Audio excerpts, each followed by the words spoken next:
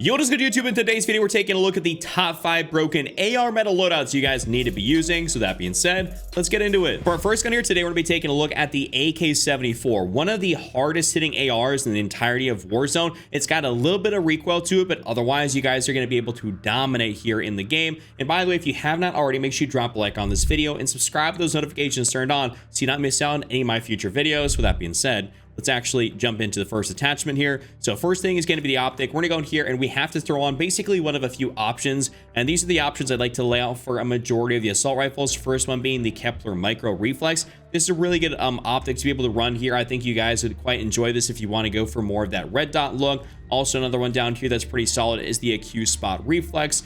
This is really solid. These are more early level unlocks. If you don't have the AK level all the way up, you can definitely still use these and you'll be good to go. My personal favorite is the Kepler red dot here, just because this is a nice 1.25x magnification. I do play primarily Resurgence, which is, of course, Rebirth and Area 99. I don't really need to have a ton of magnification on my setup, so I like to go for the Kepler red dot. This is my favorite right now. You guys can also go down here, and the other two I'd recommend are the Jason Armory 2x and the Willis 3x. So this is about the maximum magnification you'd want to throw on really essentially any AR in the game. Just go for what you feel comfortable with ultimately, but for me it's going to be basically the Kepler red dot, and I'd say basically Kepler, Jason Armory, or Willis. You really can't go wrong with either of those, or any of them I should say. You'll be good to go. After that muzzle section, we're going to go here. We're going to throw on the compensator. This is something you guys definitely need to have on this gun. The reason we have the compensator on here is just because, I mean, it's pretty, I guess, self-explanatory by the, the pros here. It helps with your vertical recoil control. I have gotten a decent bit of, comments asking about, like, why do people never use the muzzle brake? Why do people never use the ported compensator? You can see, at least for the pros right here, it says first shot recoil control, which is cool, but it doesn't really help out nearly as much with the actual overall vertical recoil control as the regular compensator does kind of afterwards. So we really don't need the ported. It's not beneficial. And the same with the muzzle brake. It helps your first shot recoil control and the kick reset speed. This is not beneficial to a fully automatic gun. You don't need that. If you're maybe tap firing a gun, then that would be something to do. Like, for instance, maybe the Goblin. If you were to use the Goblin, which I don't recommend, that'd be something where maybe the muzzle brake for that, kick reset would help. It'd help keep you more on target, as that's a semi-automatic gun. But for this and all fully automatic guns, you generally speaking want to save for the compensator. Barrel section, a couple options in here, but basically if you're trying to make this thing the best it can be, you want to run the reinforced barrel. There are a few ARs, which I will go over, which have different options that are actually really good. But the reinforced barrel for a lot of them tends to be the best one, giving you that increase in your damage range and bullet velocity. If you start lacking on pretty much either one of those categories, your AR is going to feel like it's shooting peas, and we don't want that. So the reinforced barrel is what we have today. Under barrel section, we're going here, throw on that vertical grip. This is going to help us out their horizontal recoil control, the absolute most we possibly can get. We don't have, a stock like we do for something like the XM4, which will be, that'll make your recoil control significantly better. We just don't have that. So we're going to go throw on the vertical foregrip, and you guys will be taken care of like that. Lastly, in the magazine section, we're going to go for extended mag 2 or extended mag 3, depending if you want to have 60 rounds in your mag or if you want to have 50. I personally find that the reload speed on this with a 50 round mag is really nice, and I enjoy running it like this. So it's not like a 60 round mag, and I'm a 60 round mag kind of guy, but I do really enjoy this, and I like feeling pretty agile and mobile with still having a good amount of ammo in my magazine. So it's up to you guys between extended mag 2 and 3, but you really can't go wrong with either or of them. So this is my full AK-74 build. Next up in here in this top 5, these are not going to be going in a particular order, so the AK is not necessarily the best, this is not going to be the worst, or so on and so forth, is the GPR-91. I just want to put that out there since some people might be asking, but this is the GPR. This is a really solid assault rifle you can make have very, very little recoil. So first thing we're going to do in here is we're going to go into the optics, and this is something where I'd probably recommend to go actually down here and to throw on the Jason Armory or the Willis 3x, because it has such low recoil or such low visual kick overall that you can really start pinging some shots at a little bit maybe more distance than you would with the AK. The AK is definitely like a Resurgence style AR. This can be much more of a versatile AR, like it can be good for Resurgence, good for big map BR, just because it's more manageable for that recoil control. So I'd go for probably the Jason Armory or the Willis 3x. Really can't go wrong with either or of them, so I'm just gonna throw on the Willis. After that, in muzzle section, we're going to throw on the compensator here once again. This just does the absolute most for our overall vertical recoil control. You can see it gets us 3 green arrows, which is really nice. Helps you out. I mean, that is going to do pretty much the most we need for our overall vertical recoil control. After that, we're going to go into the barrel section, and this is not really an exception to everything else. We definitely still have to run the reinforced barrel on this gun to make it really effective. That increase in damage range and bullet velocity is pretty crucial. I'll go ahead and select this here and throw in the detailed statistics. You can see your damage at effective range right below the whole person, damage graph chart we got right here. You can see damage at effective range. It says 51.8 meters. That is what you have to be on the lookout for, because that's like, your top tier most effective damage range is up to about that 51 meters mark. And if it starts going lower and lower, then you don't really get as much out of, an attachment. So we'll keep the detailed stats applied here. You can also see the bullet velocity is at 936 meters per second, and that's where you want to be, is about that 900 to 1100 mark, or basically 900 plus. So we can go back in here, we can say we can throw in the long barrel, and sure, we get out to 60 meters of effective damage range, but our bullet velocity is 780 meters per second, which is going to feel very, very slow. The same with the gain twist barrel, we now only have 43 meters of effective damage range, but our bullet velocity is over 1,000. So it's one of those things you really can't, use one of these barrels. You're going to be pretty just like SOL. You need to have both of them at the same time, which is that reinforced barrel. So that's why we got that on there. In the barrel section, we're going to, of course, throw on the vertical foregrip. This is once again one of those guns where we don't have a stock. That's going to be better, that like the XM4. So we have the vertical foregrip on here, and that's going to take care of you guys. And then for our final attachment, of course, we're going to throw on extended mag 2, which is going to give us 60 rounds in the mag. I don't believe you should run extended mag 1. Just go for extended mag 2. This isn't like the highest damage output AR of all time, but it's super easy to control, very just manageable. So you definitely want to have the 60 rounds in the mag. It's your primary long range gun, so it is very, very necessary. So we're going to go ahead and throw that on there, and that's my full build. Next up here is going to be the XM4, and I'm going to get some questions here about the camo. It is indeed a camo swapped XM4. It's just a little glitch. It takes like 30 seconds to do between private match and public match with a friend. Very, very simple. For you guys that want to do it, it still actually works. So it makes you able to put some of those MW3 camos on your BO6 guns. And I feel like that BO6 pre-order camo that's on there right now should be able to be on there kind of by default and not only work for MW3 guns. But regardless, first thing, optic section, we're going to go in here and we're going to skip pretty much over the red dots. I don't believe they're really that great on the XM4. I'd pretty much exclusively go for the Kepler red dot or the Jason Armory or the Willis 3 times. Generally speaking, I had really great success using the Jason Armory 2X. I found that to be really awesome. And then my go-to on pretty much like whenever I'm getting gameplay and I'm using like an SMG or something, I'm trying to showcase the SMG, my AR is going to be the XM4 as it's the best one essentially in the game. And I will have this optic as this is my choice. And I absolutely beam people with it. So I'd recommend it for you guys. Muscle section, we're going to go throwing that compensator. Just helps the most of our vertical recoil control. This is probably going to be one of the lowest recoil ARs in the game. It's going to have a little bit of bounce, but it's really going to be very manageable. Like, this is just, the best gun you can use at distance in this game right now until they update it or something like that. So we're going to throw on that compensator. Barrel. This also, you do need to have the reinforced barrel on here, damage range, and bullet velocity. I've talked kind of at length about some of the reasons why you should and should not run, let's say, the gain twist or the long barrel. This is not one of those guns. Unfortunately, it looks really cool with the long barrel, and I'd like to be able to run it, but the bullet velocity is very subpar, so we just can't do that.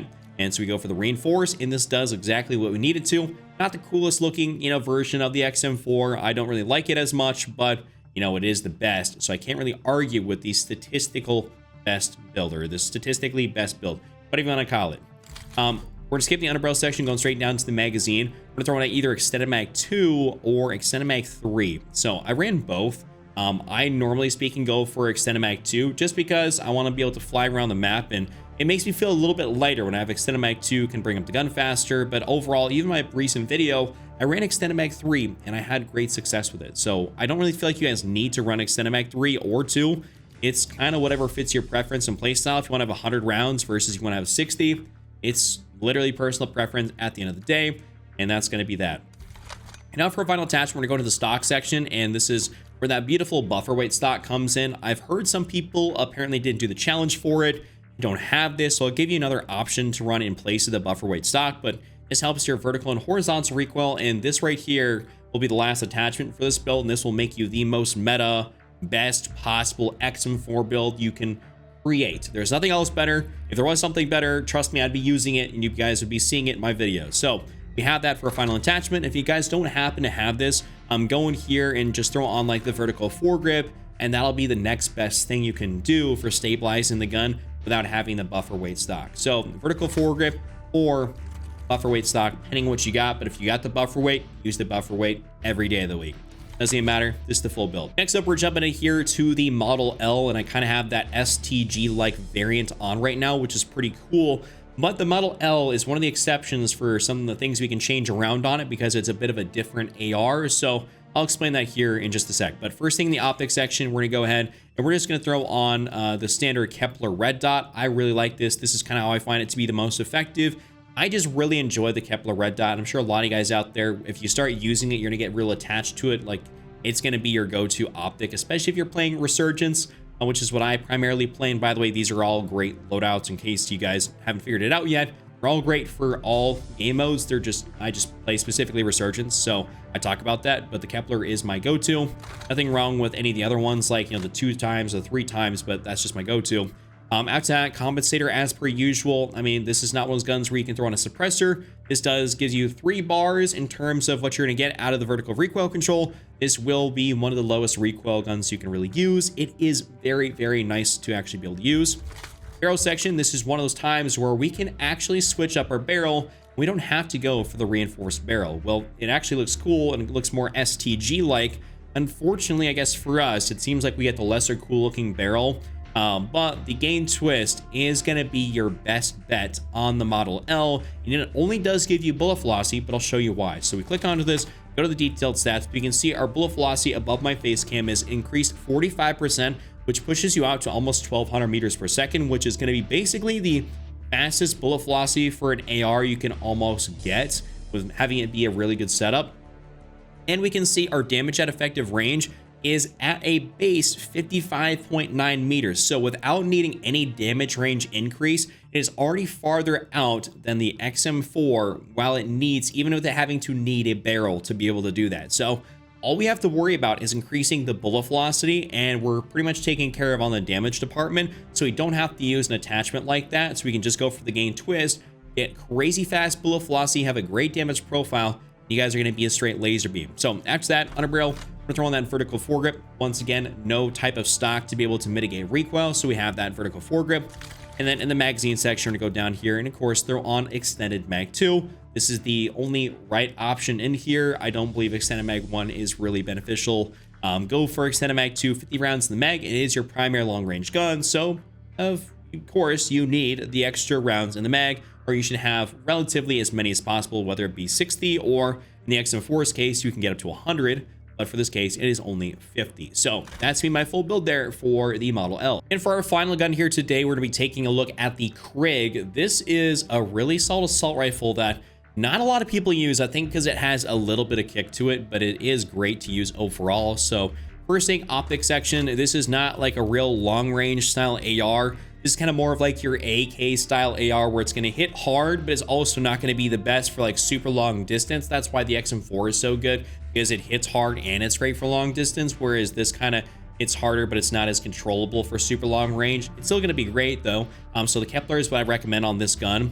After that muzzle, we're going to go throw on the compensator here once again. No ARs do you really ever use a suppressor.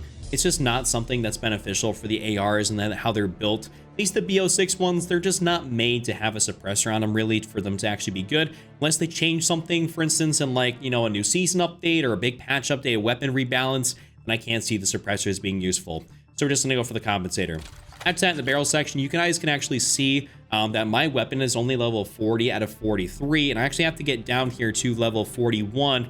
I'm 1 level away from getting the reinforced barrel, so if you guys have the reinforced barrel, this will technically speaking be the best barrel to run. I just don't use the Krig hardly because the XM4 is so dominant, so I just kind of stick to that when I'm going for something. Otherwise, your best option is basically going to be the gain twist barrel, as this will max out your bullet velocity, and your overall damage range is still like 47 meters, which is right where the XM4 is at. So it's not like you're really missing anything, and this still technically can be the best barrel to use. You also can just still use the reinforced barrel and be perfectly fine right there as well. So the reinforced or the gain twist, you can't go wrong on the Krig. This is one of the only guns where I'd say you can choose between 2 barrels and be good either way.